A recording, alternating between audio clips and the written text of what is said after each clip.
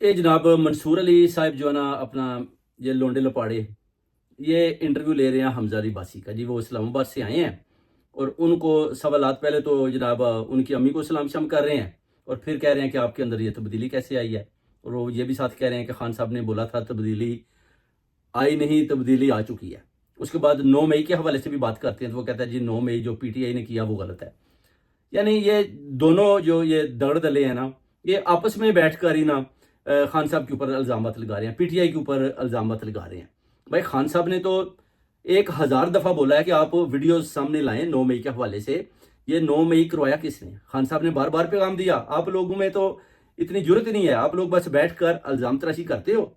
ये दोनों दगड़ दले अभी देखें कि ये बैठकर जो है ना खान साहब के खिलाफ यानी एक किस्म का वो सोच रहे हैं कि शायद इस्लामाबाद से हमजा बासी आया तो ये जो पैगाम देगा तो अवाम शायद इसको बड़ा सराहेगी कि जनाब हमजा बासी ने बड़ा अच्छा पैगाम दिया।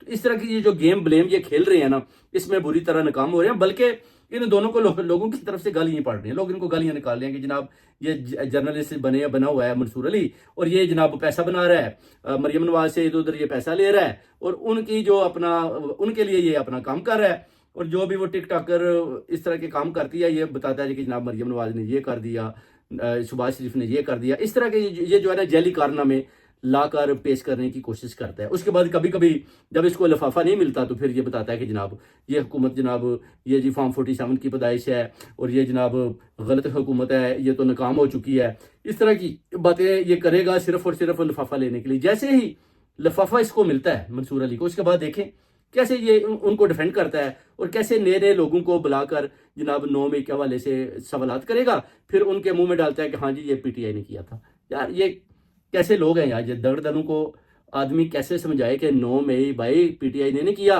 खान साहब ने नहीं किया, ये जिन्होंने किया आप उनको सामने लाएं, उनको लाइव बिठाएं, फिर देखें कि हम आपको साबित करके देते कि 9 मई किन लोगों ने किया और उनमें कौन कौन